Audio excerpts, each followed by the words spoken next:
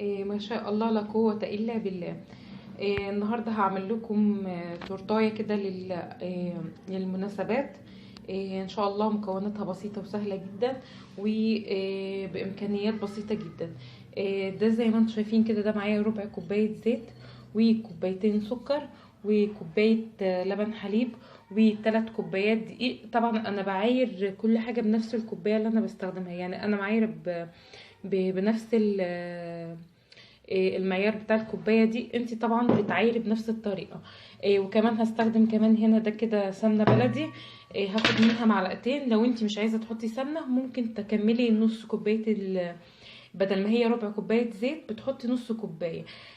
بس انا بحب احط فيها معلقتين سمنه بلدي، لان بتديها طعم حلو شويه. فمش عايزه تحطي بتكملي طبعا زي ما قلت. الكوبايه بتكملي بدل ما هي ربع كوبايه زيت بتكمليها نص كوبايه. وطبعا هنا 5 بيضات زي ما انتم شايفين كده، وباكو بيكنج باودر و2 فانيليا. وطبعا ده كده طبق اللي انا هحط فيه الخليط بتاعي. دلوقتي انا محضره هنا معايا الخلاط بتاعي. هاخد اول حاجه كده، بسم الله، احط البيض في قلب الخلاط زي ما انتم شايفين كده. وهنزل معاه ربع كوبايه الزيت اهو. وهحط كمان كوبايتين السكر زي ما انتم شايفين كده. وهحط كمان معاهم معلقتين زي ما انتم شايفين كده. انا حطيت معلقتين سمنه بلدي كمان. هبدأ دلوقتي اشغل الخلاط على المكونات دي. طبعا هحط الفانيليا وهشغل عليهم عفوا، وهشغل عليهم الخلاط بعد ما احط الفانيليا. دلوقتي انا بعد ما خلطت المكونات بتاعتي اللي هي السمنه والسكر والفانيليا والبيض والزيت، دلوقتي بالطريقه دي ببدأ دلوقتي اخد كوبايه لبن من نفس المج اللي انا معايره بيه، وهنزل عليهم كمان. واخلي الخلاط اشغله كمان مره عشان خاطر ايه؟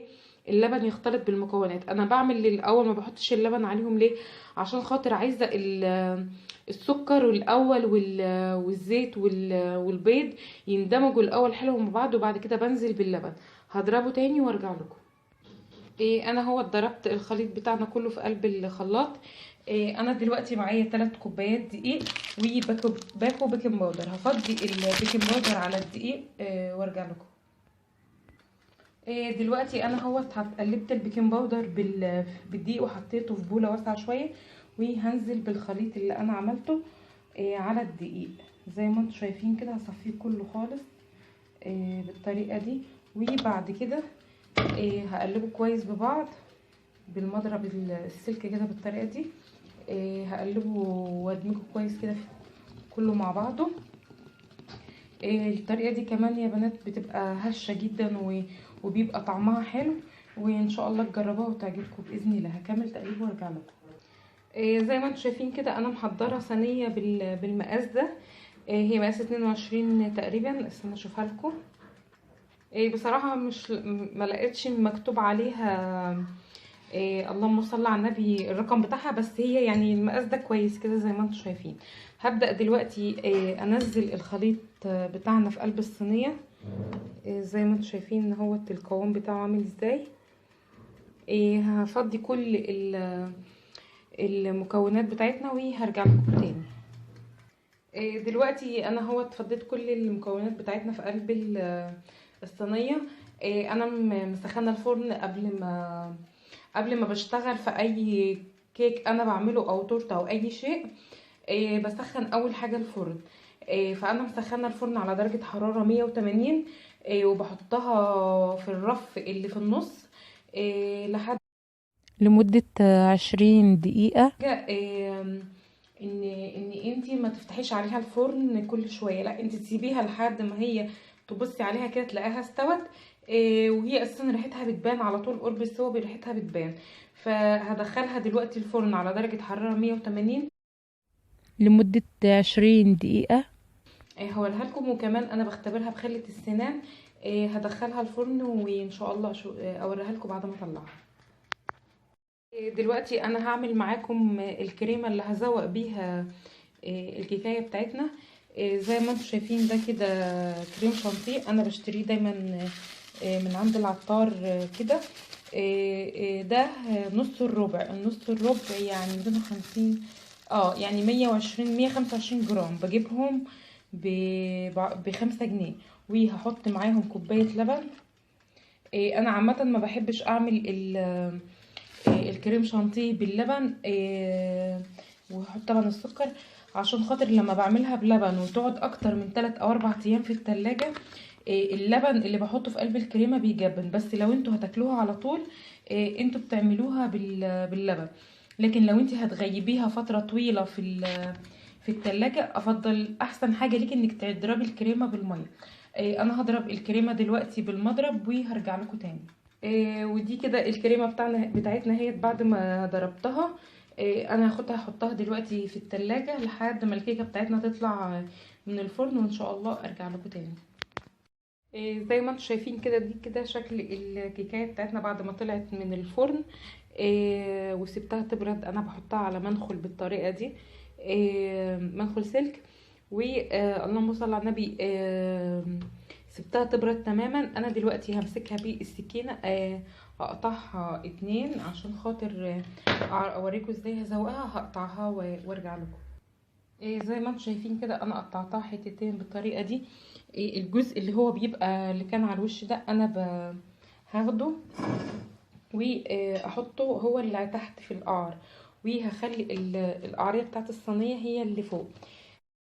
وكمان انا كنت سقيت على الطبقه الاولانيه، على الطبقتين دولت شربات، او ما عندكيش مثلا الشربات ممكن تحطي عصير برتقان، يكون مسكر شويه صغيرين.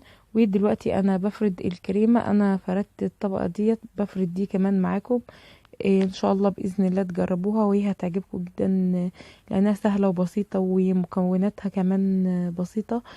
كمان لو انتوا حابين في الوقت ده ممكن ترصوا فاكهه تحشوها من جوه فاكهه، برضك بتبقى جميله وطعمها حلو. ما انتش حابه ممكن تعمليها زي ما انا عاملاها كده، برضك بتبقى جميله مش وحشه. وان شاء الله باذن الله بعملكم واحده انا حشيها من جوه فاكهه. انا دلوقتي خلاص تقريبا خلصت فردان الكريمه على الطبقه ديت. بعد كده هاخدها بقى، و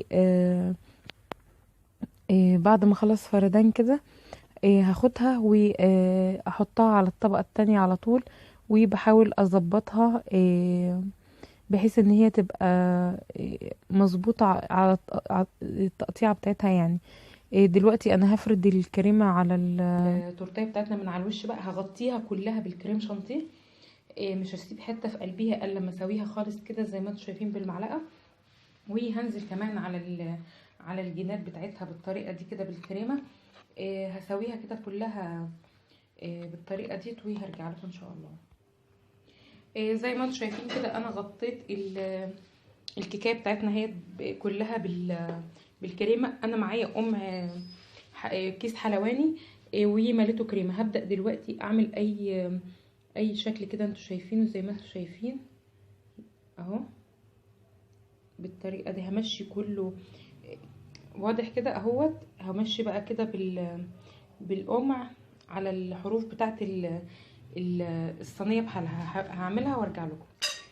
دلوقتي اهوت انا مشيت بالقمع على الكيكايه بتاعتنا زي ما انتوا شايفين اهوت، كلها بالحروف كده بالطريقه دي، دايره بالقمع. ودلوقتي بقى هشوف انا مثلا حابه ان انا اشكلها ازاي. انا معايا هنا فيه كيوي ومانجا. هقوم رايحه مثلا، يعني انا لسه ما قررتش هعملها ازاي. ممكن نقسمها كده كمان من نص دواير. يا حبيبي، ممكن نعمله كمان كده دواير كده في النص اهو. همشي عشان خاطر اهو بالطريقه دي كده. زي ما انتوا شايفين كده انا عملت الحروف اللي هي على الحرف دي، ورجعت برضو عملت دواير. ماشي يا حبيبي. ومسكت قسمت الدايره كده نصين من هنا ونصين من هنا. يا رب كده يكون الشكل واضح. انا طبعا معايا الكيوي والمانجا. انا هقطع الكوايه نصين، هقطعهم وهوريكم هنعمل ايه. انا قطعت الكيوي اهوت بالشكل ده. هبدأ دلوقتي امسكه كده، ارصه في قلب على الكيكايه اهوت. همشي كده على الكيوي النص اللي هو انا عملته ده، همشي كده بالطريقه دي بالكيوي وارجع لكم. زي ما انتم شايفين انا حطيت الكيوي اهوت بالطريقه دي. هبدأ دلوقتي اخد المانجا بالمعلقه كده هي اهي، وهبدأ احطها بالطريقه دي بقى. هكمل الصف ده كله لحد ما اوصل للنهايه، هكمله وارجع لكم. زي ما انتم شايفين كده انا حطيت قطع المانجا كده في الطريقه دي هنا، وحطيت الكيوي بالطريقه دي. هبدأ بقى احط برده الكيوي في النص ده كده، هنا كده، واحده فوق وواحده تحت اهوت. بسم الله اهو. وادي كمان التانية اهي. على فكرة هي مش مكلفة خالص والله، يعني انا كل اللي استخدمته هنا في التسويق ده هي منجاية وكيوتين 2 بس. يا رب كده تجربوها انتوا رخيين وان شاء الله هتعجبكم. اهوت. وانا كده خلصت اهو، شايفين ادي كده شكلها. فاضل عندي بردك قطعة من المانجا اهي. هبدأ كده احطها زي ما انتم شايفين اهوت. انا حاولت اعملها قطع معرفتش لان كانت في الفريزر ف ساحت، يعني القطع اللي انا كنت عاملاها ساحت، فيلا بردك هتمشي اهوت. نحاول كده نوزعها كده بالمعلقه بالراحه كده اهو. زي ما انتم شايفين كده اهو. نحاول بقى واحنا بنعمل ما نحاولش نجيب على الكريمه حاجات عشان خاطر الشكل بردك يكون حلو. هجيب بقى هنا عندي كريز هحطه هنا في الحته ديت وهرجع له. زي ما انتم شايفين كده انا جبت خلاص الكريز الحمد لله. هحط بقى كريم مش حضرته معايا من الاول.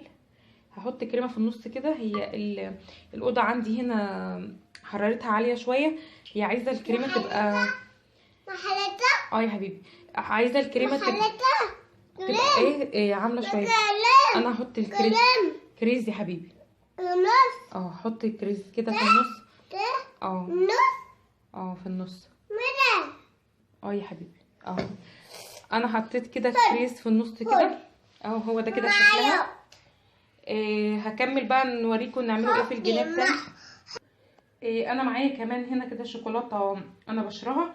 هاخدها بقى احطها على الحروف كده بالطريقه دي كده، هرشها. بصوا شايفين كده اهو، كلها بالطريقه دي كده. هلف كلها على الحروف كلها بالطريقه ديت وهرجع لكم. زي ما انتم شايفين كده انا خلاص اهوت خلصتها. بصوا وادي كمان ادي الجناب بتاعتها اهيت.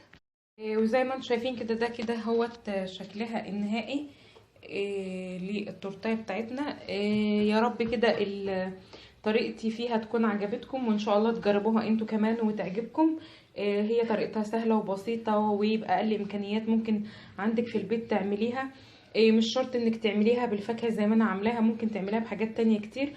واستنوني ان شاء الله في فيديوهات تانية جديده. وما تنسوش تشتركوا في القناه وتفعلوا الجرس عشان يوصلكم كل جديد. والسلام عليكم ورحمه الله وبركاته.